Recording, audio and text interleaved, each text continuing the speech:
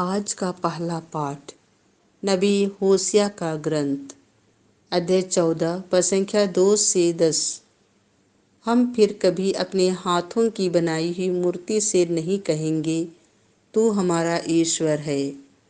हे इस्राएल, अपने प्रभु ईश्वर के पास लौट आओ, क्योंकि तुम अपने पापों के कारण गिर गए हो।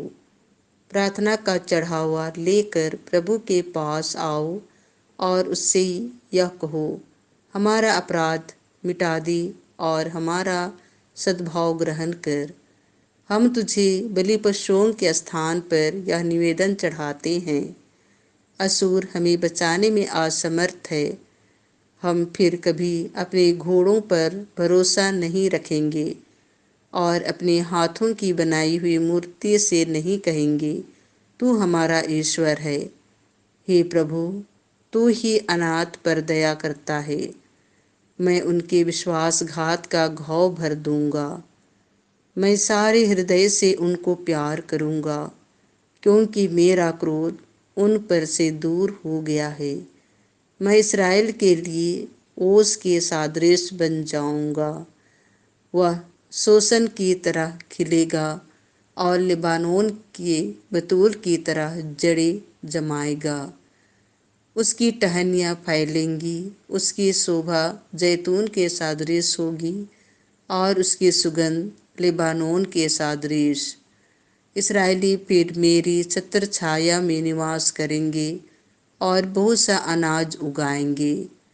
वे दाख बारी की तरह फलेंगे फूलेंगे और लिबानोन की अंगूरी की तरह प्रसिद्ध हो जाएंगे। हम इब्राहिम को दियो मूर्तियों से क्या, मैं ही उसकी सुनता और उसकी सुध लेता हूँ। मैं सदाबहार सनोबर के सदृश हूँ, मुझसे ही उसे फल मिलते हैं। जो सदाबहार है वह इन बातों पर विचार करे। जो बुद्धिमान है वह उन्हें अच्छी तरह जान ले। प्रभु के मार्ग सीधे हैं, धर्मी उन पर चलते हैं, किंतु पापी उन पर ठोकर खाकर गिर जाते हैं। संत मत्ती के अनुसार पवित्र सुसमाचार अध्याय 10 पद संख्या 16 से 23। बोलने वाले तुम नहीं हो, बल्कि पिता का आत्मा है। यीशु ने अपने शिष्यों से कहा, देखो, मैं तुम्हें भेड़ियों के बीच भेड़ों की तरह भेजता हूँ। इसलिए सांप की तरह चतुर और कपोत की तरह निष्कपट बनो। मनुष्यों से सावधान रहो, वे तुम्हें अदालतों के हवाले कर देंगे और अपने सभागृहों में तुम्हें कोड़े लगाएंगे। तुम मेरे कारण शासकों और राजाओं के सामने पेश किए जाओगे, जिससे मेरे विषय में तुम उन्हें और गैर यहूदियों को साक्ष्य दे सको।